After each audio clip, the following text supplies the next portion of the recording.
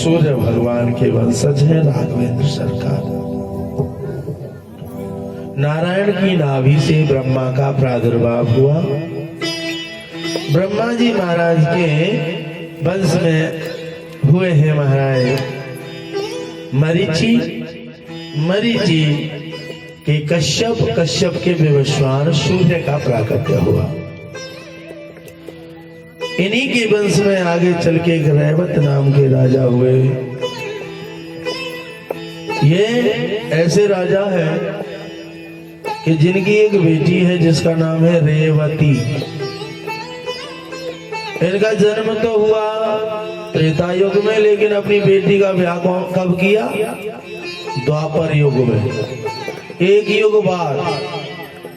ये कहते तो हैं बड़ी बहू बड़े भाग, लेकिन इतनी बड़ी बहू इतने बड़े भाग, ये बगदाऊ भैया की भाई, यानी एक युग बड़ी बहू मिली। एक आध 2-4 साल तो चल जाए, लेकिन पूरा एक युग, एक युग बड़ी बहू मिली। रेवत जी महाराज के वंश में एक नभग नाम के राजा हुए। नभग के हुए नाभाग। इन्हीं के वंश में हुए अम्बरीश जी महाराज। अम्बरीश महाराज बड़े ही प्रतापी राजा हैं। पूरी पृथ्वी पर एक छत्र राज करते हैं जिन्हें चक्रवर्ती सम्राट बोलते हैं। और चक्रवर्ती सम्राट होने के साथ साथ ये भक्त बड़े परम है। आजकल हम कॉलोनी के प्रधान बन जाए ना, प्रधान ओ फटे मरे कावते सूदे मोह बातों न करें, और कौ भंडारे में सहयोग कर भेज रहा तो कौ पैसे हाली हम वाली भेज देंगे, जा दिया, खुद भी नहीं आ सकते। लेकिन राजा अम्बरीश पूरी पृथ्वी का राजा था, फिर भी जो ठाकुर जी की सेवा होती थी ना अपने की, वो अपने हाथ से करता था। और तो और सेवा करना तो अलग हो गया, उनके भोग के लिए जो रोटी बनती थी ना, भोजन, वो अपने हाथ से बनाता था।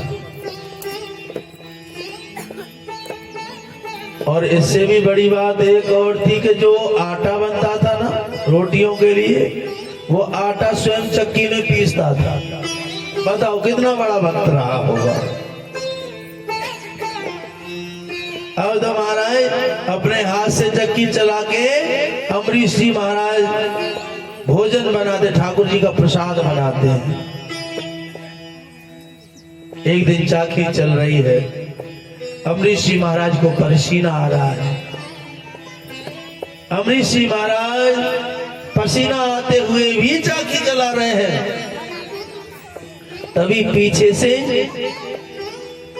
एक शीतल मंद सुगंधित हवा बहने लगी।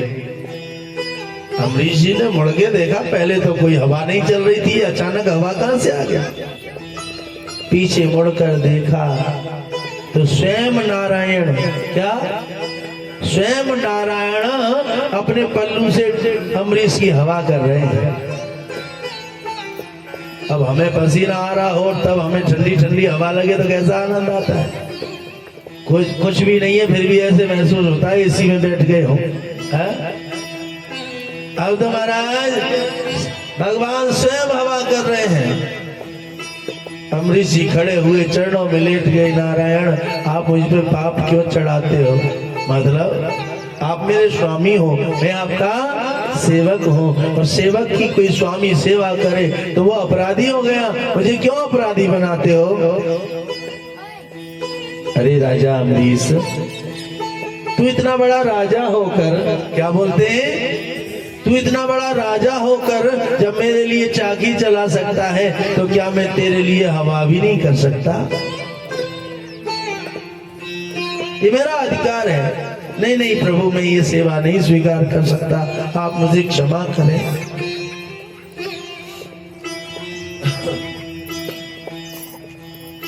तो राजा अम्बरीश, मैं तेरी इस परम भक्ति से बड़ा प्रसन्न हो गया। परम द्रोही, तू कुछ वरदान मांग ले।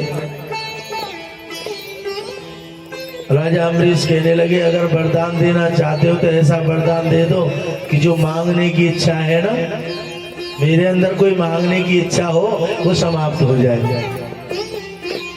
कहने लगे तूने तो बड़ा लंबा चौड़ा वरदान मांग लिया है, ऐसा कोई मांगता है? अच्छा आजकल के भगत है का वो छूट दे दी जाए कि वरदान मांग ले तो महाराज ढेर बचा के छोड़ दे वो है। एक कलयुग के भगत ने भजन करो भोलेनाथ को, जय भोले जय भोले जय भोले, भोलेनाथ प्रसन्न है कि भरम दो ही वरदान मांगो। कहने लगे प्रभु मोह तो कोई वरदान चाहिए ना, मैं तो ऐसी भक्ति कर रहा हूँ ना ना, फिर भी मैं तुम्हें वरदान देना चाहता। अच्छा तो प्रभु वरदान देनो है तो मैं एक वरदान ना लूंगा, मैं तो 3 वरदान लूंगा। कहने लगे अब तूने भजन किया है तो 3 वरदान तो देने ही पड़ेंगे, चल 3 वरदान ले ले। पर ठीक है एक वरदान दो, मैं अभी पक्कड़ हूँ, ब्याना भय जाए। बोल है जाएगो जा तथास्तु। बोल दूसरा वरदान दे दो, जा बहुए लांगो वायरा खोंगो का बढ़िया सी कोठी है जाए। बोल जा है जाएगी। बोल तीसरा वरदान ये दे दो, जो जब मन करे 3 वरदान फिर मांग लो। क्या मांगता है? जब मन करे 3 वरदान। भगवान कहने लगे ये तो बड़ा चतुर है, तीसरे वरदान में क्या मांगा है? अब तो महाराज खाने पीने की जरूरत पड़े भगवान प्रकट हो, बोल खाने पीने को राशन भर के जाओ। राशन भर दियो। बोल अब क्या चाहिए? बोल महाराज ये गाड़ी और है जाए, गाड़ी दे दे। गाड़ी दे दी। बोल तीसरा वरदान 3 फिर मांग लो। यानी कि आगे 3 वरदान ही खत्म ना है हमारे। आखिरकार भगवान भोलेनाथ परेशान है कि महाराज कैसो भगत पल्ले पर गई तो पीछे ही ना छोड़ दो, जान तपस्या का करी जान तो मेरी आप बतला दी। नारायण कहने लगे कलयुगी भगत है ये ऐसी करे व्यवस्था, ये कोई सतयुगी भगत ना है जो पीछे छोड़ दे। है भाई सुनो, 13 नंबर आया तो कहा मांगे हो? तुम ऐसी मांगे हो, तू कौन सो कम पर है? बोलो वृंदावन बिहारी लाल की। लेकिन अम्बरीश ने कहा अगर प्रभु देना चाहते हो तो ऐसा वरदान दो, अगर मन में मांगने की कभी इच्छा हो तो वो इच्छा समाप्त हो जाए। भगवान बड़े प्रसन्न हो गए, भाई इसकी तो बड़ी दृढ़ भक्ति है। प्रसंग की तरफ चलें, उससे पहले 2 मिनट कीर्तन करें। जय राधे राधे गोविंद गोविंद राधे राधे राधे गोविंद गोविंद राधे राधे राधे गोविंद गोविंद राधे राधे राधे गोविंद गोविंद राधे गोविंद राधे गोपाल राधे गोविंद राधे गोपाल राधे गोविंद राधे गोपाल राधे गोविंद राधे गोपाल राधे राधे राधे गोविंद गोविंद राधे राधे राधे गोविंद गोविंद राधे गोविंद राधे गोपाल राधे गोविंद राधे गोपाल राधे गोविंद राधे गोपाल राधे गोविंद राधे गोपाल राधे गोविंद राधे गोपाल राधे गोविंद राधे गोपाल राधे गोविंद राधे गोपाल राधे गोविंद राधे गोपाल राधे गोविंद राधे गोपाल राधे गोविंद राधे गोपाल राधे राधे राधे गोविंद गोविंद राधे राधे राधे गोविंद गोविंद राधे हरे हरे गोविंद गोविंद राधे राधे राधे गोविंद गोविंद राधे। अम्बरीश जी महाराज ने कुछ नहीं मांगा। अंततोगत्वा नारायण ने कहा तुम्हारी समर्पण भक्ति से मैं अति प्रसन्न हो गया। तुम कुछ ना मांगो, फिर भी मैं अपने मन से देता हूं। क्या? अपने चक्र को छोड़ दिया। कहा अब तुम निष्कंटक होकर भजन करो। अगर तुम्हारे राज्य पर कोई संकट आएगा तो पहले उसे चक्र से टकराना पड़ेगा, और मेरा चक्र तुम्हारे राज्य की हमेशा हमेशा के लिए रक्षा करेगा। अब जैसे सुना चक्र रक्षा करेगा, अब तो महाराज अमरीश जी महाराज ने एकादशी का व्रत करना प्रारंभ कर दिया। एकादशी का व्रत कितने लोग करते हैं? हाथ उठाओ जरा। 1 2 3 4 5 6 7 8 9 10 सही है। तो 10-12 लोग इतनी भीड़ में, और बाकी सब राम नाम के आलसी और भोजन के होशियार, और तुलसी तुम्हारे जैसे नरन को बार बार धिक्कार। अरे भले मानस हो, महीना में 1 मास 2 पाख में, 1 महीने 2 पक्ष में 2 एकादशी आती हैं। तुम 2 एकादशी व्रत नहीं रह सकते तो क्या करोगे? एकादशी का व्रत क्यों रहना चाहिए ये सुनो। ये तो ज्यादातर लोग बोल देते हैं एकादशी का व्रत रहना चाहिए, एकादशी को चावल नहीं खाना चाहिए। लेकिन क्यों नहीं खाना चाहिए पता है? इनको ये पता है क्यों नहीं खाना चाहिए? हाथ उठाओ। क्यों ना खाना चाहिए? बोल पड़ो से नहीं करे जो ना खाना चाहिए है? अब सुनो, एक विंध्याचल पर्वत है। कौन सा? विंध्याचल पर्वत। विंध्याचल पर्वत पर एक माता रानी रहती है जिनका नाम है विंध्यवासिनी। क्या नाम है? विंध्यवासिनी। एक बार शक्तिमान के ध्यान में बैठी थी। शक्तिमान कौन है? परमपिता परमेश्वर। परमेश्वर के ध्यान में विराजमान है। तभी महाराज एक महात्मा जी है मेधा ऋषि। कौन से ऋषि है? मेधा ऋषि भी उसी विंध्याचल पर्वत पे आ गए और परमेश्वर का ध्यान करने लगे। और ये मन में ध्यान, ये समाधिस्थ होकर ध्यान कर रही हैं और ये जोर जोर से जाप करने लगे।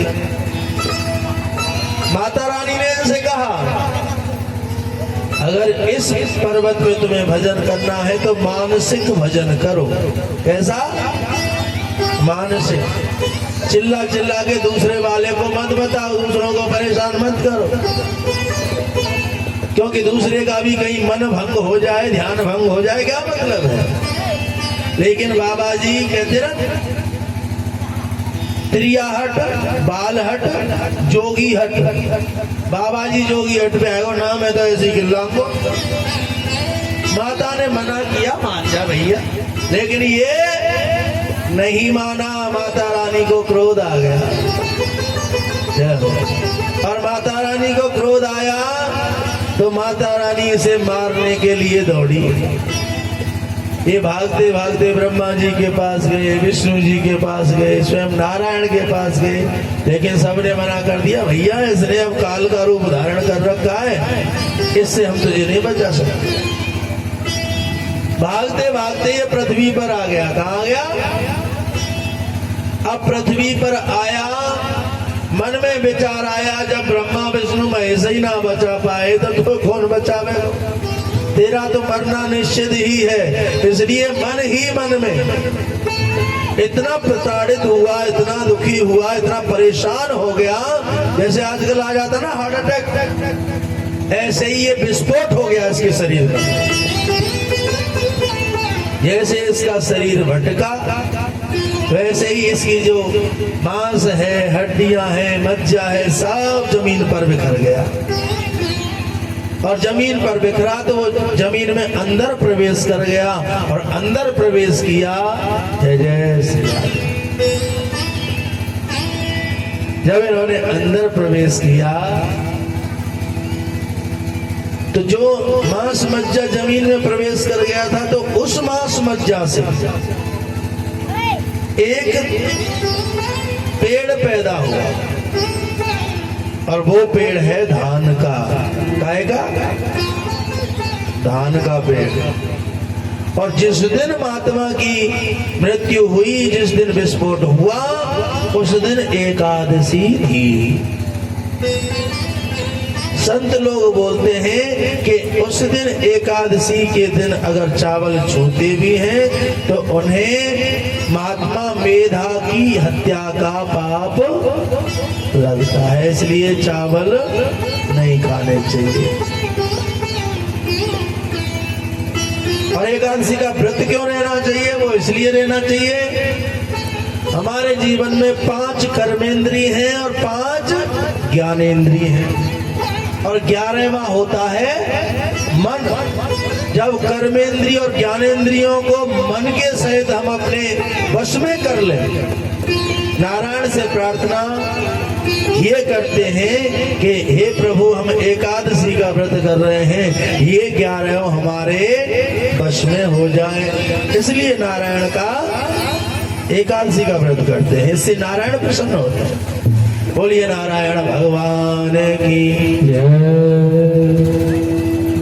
ये तो हो गया आध्यात्मिक। एक लौकिक भी बताता हूँ। लौकिक, एक लोहे की मशीन होती है ना, चारा काटने वाली, गाय भैंसन को चार काटने वाली, वहां में लोहे के गड़सा लगे रहते हैं कि नहीं? और वह मशीनें लगातार चलाते रहो, यार कूटते रहो, तो कुछ दिन बाद रोजाना मशीन चलाने से तो वो गड़सा इतने बड़े लामे, और वे कितने रह जाए? इतने रह जाए। अब तुम सोचो, लगातार लोहे को घिसते हैं तो लोहा घिसकर इतना रह जाता है, और तुम्हारे ये शरीर में जो मशीन ठाकुर जी ने दी है, चाहे तुम होसना परम में दे मूठा सवेरे को शुरू हुए है, सोते सोते जब तक मैं 2 गिलास दूध ना मान लूं छेन ना परे 500 बचरे में और खाए ले, सवेरे दे खाए को लगा में, और दे भैया आपके नाश्ता ले लियो, आपके 2 परांठे मार लिए, आपके फिर पास्ता खा लिए। इनका आका चल रही है ध्यान है, क्या मशीनें होश ही ना परत दे रहे। और जब धुआंधार खाते हैं फिर शरीर में क्या हाल होता है? काउ को ब्लड प्रेशर हाई है रहा है, काउ को लो है रहा है, काउ के घोटुन में दर्द मार रहा है, कोई मोटो इतना है गो, कोई पतरो इतना है गो, सब दुखी। क्यों? क्योंकि जब मशीनें होश ना लेंदे। बोलो वृंदावन बिहारी लाल की।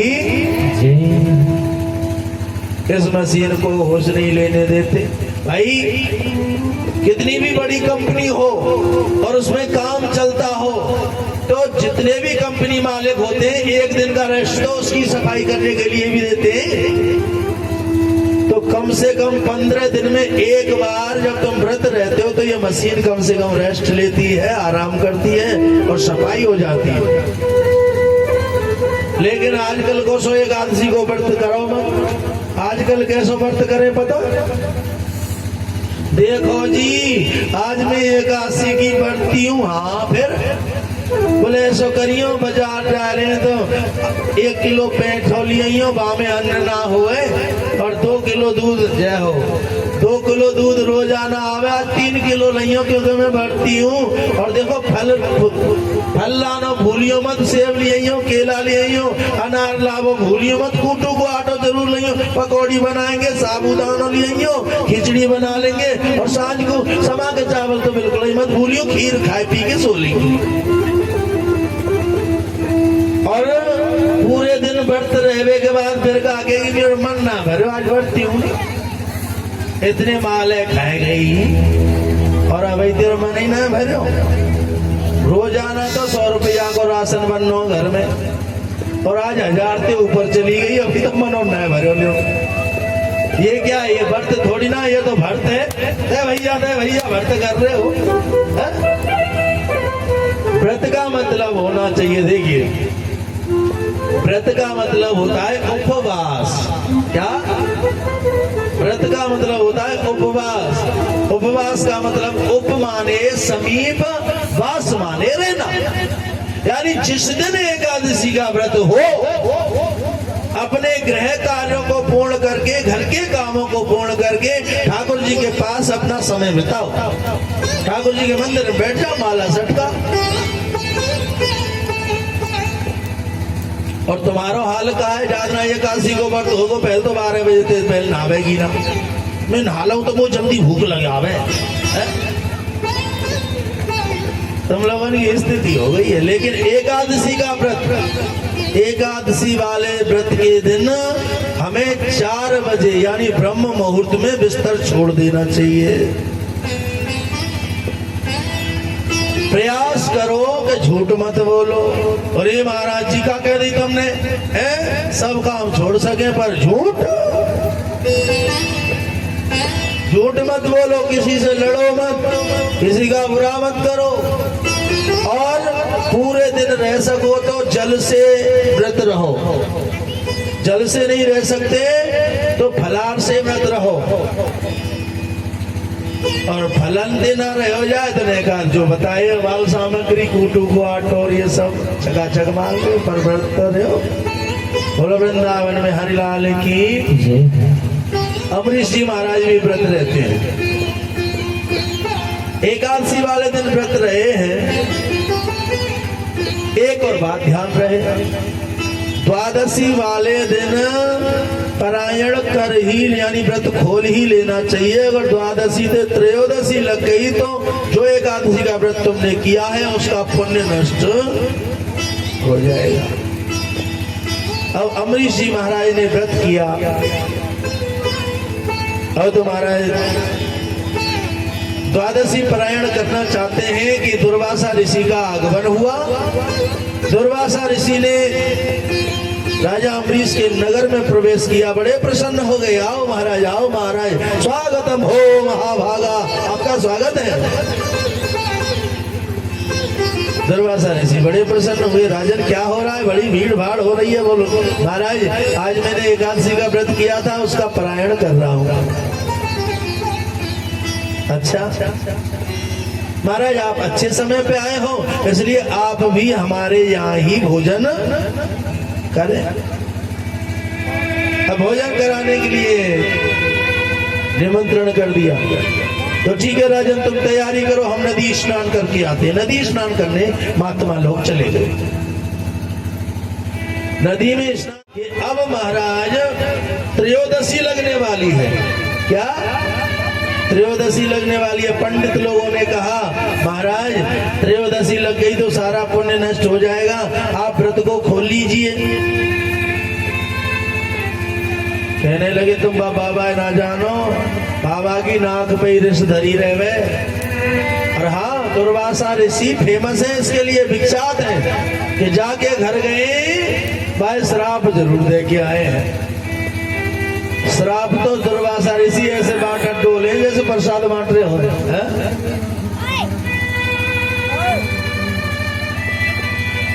इनको नाम लिख लो।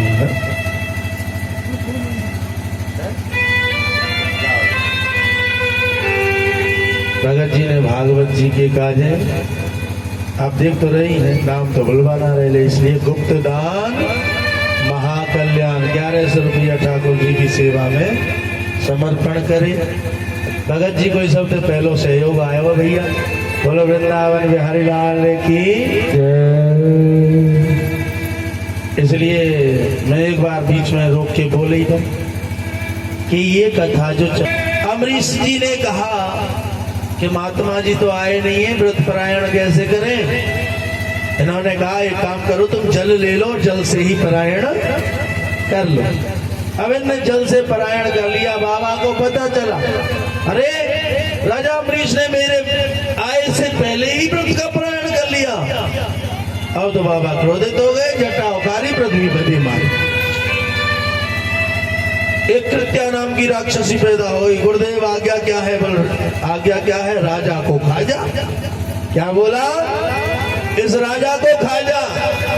अब कृत्या भागने लगी राजा की तरफ, लेकिन जाकू राखे साइया मार सके ना को, बाल नवा को कर सके, और चाहे जग बैरी हो। भगवान का चक्र आ गया और भगवान नारायण का चक्र कृत्या के पीछे भागा और देखते ही देखते कृत्या को मार डाला। अब कृत्या को मरते ही चक्र पड़ गया बाबा के पीछे। यत्र यत्र धावती दुर्वासा तत्र तत्र गच्छति सुदर्शन। जहां बाबा भागते हैं वहीं वहीं सुदर्शन जाता है। ब्रह्मा जी के पास गए, बोल क्या हुआ, क्यों भाग रहे हो बाबा? वो सुदर्शन पीछे पड़ा है। तो सीधे निकल जाओ, यहाँ रुकने की जरूरत नहीं है, हम कोई रक्षा नहीं कर सकते। भोलेनाथ से कहा, उन्होंने भी मना कर दिया। अंत तो गत्वा नारायण के पास पहुंचे। नारायण से कहा, हे नारायण,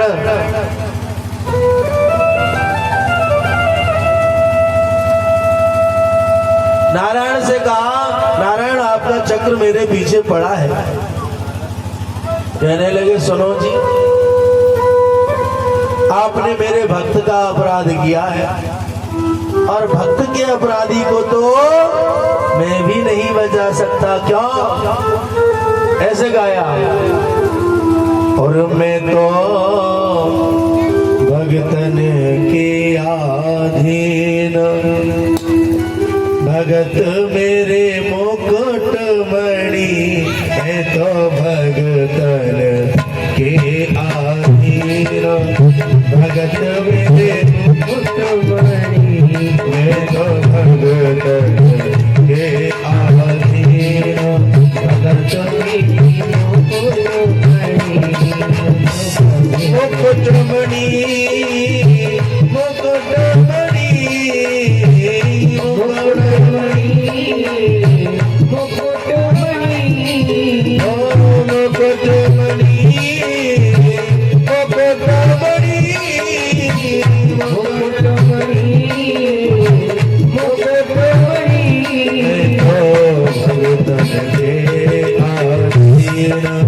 भगत मेरे मुकुट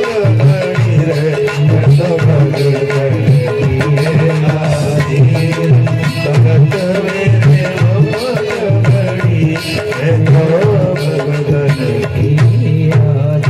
कहने लगे, जहाँ हमारे भक्त, जहाँ भक्त मेरे पग धरे, वहाँ धरो में हाथ, और सदा संग लागो फिरूं, कबहु न छोड़ू साथ, रक्षा मैं करूं घनी घनी, मैं तो भगतन के अधीन, भगत मेरे मुकुट मणि रे, मैं तो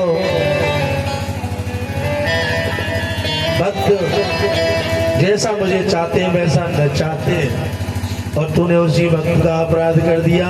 अब तो तेरी एक ही रक्षा कर सकता है। वो कौन? वो स्वयं अम्बरीश से ही रक्षा कर सकता है, और कोई तेरी रक्षा। बाबा भागे भागे अम्बरीश के चरणों में गिरना चाहते हैं। हे राजन, मुझे क्षमा कर दीजिए।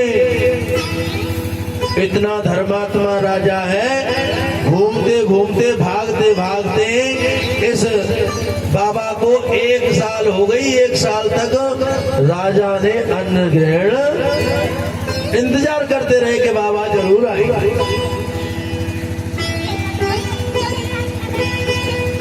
जब राजा ने नहीं भोजन किया तो उनकी प्रजा ने कहा, जब हमारा राजा भोजन नहीं कर रहा है तो हम कैसे कर सकते हैं। कहते हैं पूरा नगर भूखा खड़ा रहा बाबा के भरोसे। इसे कहते हैं तपस्या। राजा हाथ जोड़ के अलग प्रार्थना करता है, गुरुदेव आप मुझे क्षमा कर दीजिए, मैंने तुम्हारे बिना बताए व्रत को खोल लिया, लेकिन क्या करता, त्रयोदशी लगने वाली थी। बाबा कहने लगे मुझे माफ कर दो, राजा कहने लगे मुझे माफ कर दो। आखिरकार दोनों ने एक दूसरे को क्षमा किया और हृदय से लगा लिया। अमरीश जी महाराज का वंश आगे बढ़ता है। इनके वंश में एक युवनाश नाम के राजा प्राकट हुए। युवनाश जी महाराज के कोई संतान नहीं है। गुरुजी ने यज्ञ कराया। उस यज्ञ में यज्ञ भगवान एक लोटा में पानी लेकर प्राकट हुए, और जब पानी लेकर प्राकट हुए तो महाराज कहा, राजन अपनी पत्नी को ऐसे पिलाओगे तो संतान की प्राप्ति होगी। रात्रि के समय में लोटा का जल रखा है, राजा को प्यास लगी, राजा ने उस पानी को पी लिया। अब तो महाराज सुबह हुई, महात्मा जी ने कहा, राजन उस जल को लाओ, तुम्हारी रानी को पिलाना है। गुरुदेव क्षमा कर दो। बोल क्या हो गया? बोल वो जल तो मैंने पी लिया। महात्मा जी कहने लगे तू भी हमें क्षमा कर दे। बोल क्या हुआ? बोल बेटा अब तेरी बहू पे ना हो, अब तो बेटा तो ही पे हो। राजा तो घबरा गए, बेचैन हो गए, परेशान हो गए, ये क्या बीमारी हो गई। लेकिन ठाकुर जी को जो कला करनी होती है, लीला करनी होती है, ठाकुर जी के लिए कोई भी काम असंभव। समय आया, राजा तड़पने लगा, लेकिन संतान, माताओं में तो इतनी शक्ति होती है कि वो भगवान को भी प्रकट कर सकती हैं, लेकिन बाबा लोग तो ठंडन पार, इसलिए पीड़ा से तड़पने लगे। इंद्र भगवान प्रकट हुए, उन्होंने अपने वज्र को लिया और राजा के पेट को, दुनिया का सबसे पहला ऑपरेशन हुआ, राजा के पेट को फाड़ा, बालक को बाहर निकाल दिया। जब बालक बाहर निकला, भूख की वजह से तड़पने लगा, तो इंद्र ने ही अपनी कनिष्ठ का उंगली को फाड़ा और उसके मुख में लगा दिया। देवताओं का दाता, मावन के जिसे ध्याता, ऐसे राजा का नाम रखा गया मानधाता। क्या रखा गया? बोलिए मानधाता जी महाराज की। मानधाता जी महाराज के वंश में मुचकुंद हुए, मुचकुंद के त्रिवंदन हुए, त्रिवंदन के त्रिशंकु हुए, त्रिशंकु जी महाराज के हरिश्चंद्र हुए। ये हरिश्चंद्र वही है कि चंद्र टरे, सूरज टरे, करे जगत व्यवहार, पैदृढ़ श्री हरिश्चंद्र को करे न सत्य विचार। हरिश्चंद्र ऐसे राजा हुए, अगर स्वप्न में भी, सोते सोते सपने में भी कोई संकल्प करते हैं तो उसे खड़े होकर जग कर उसे पूरा करते हैं। यानी हरिश्चंद्र जी महाराज के वंश में एक रोहित नाम के बालक हुए, रोहित के हरित हुए, हरित के चंप हुए, चंप के सुदेश हुए, सुदेव हुए, सुदेव के विजय हुए, विजय के भरक हुए, भरक के महाराज हुए ब्रक, ब्रक के हुए बाहुक जी महाराज।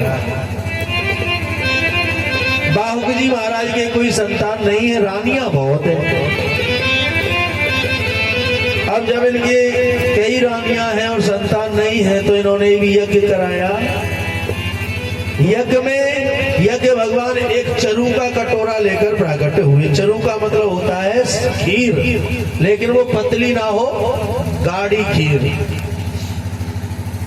और चरू को लेकर प्रकट हुए, कहा जिस रानी को, जिस प्रिय रानी को तुम इस चरू को खिलाओगे उसे संतान होगी। ये राजा सबसे बड़ी रानी को बहुत प्रेम करते हैं, इसलिए उसी को खिला दिया। अब जैसे उसे खिलाया, सारी रानियां जलने लगी, क्योंकि बाबा तुलसीदास ने लिखा है कि मोहे नार नार के रूपा, मोहे नार के रूपा, मोहे नार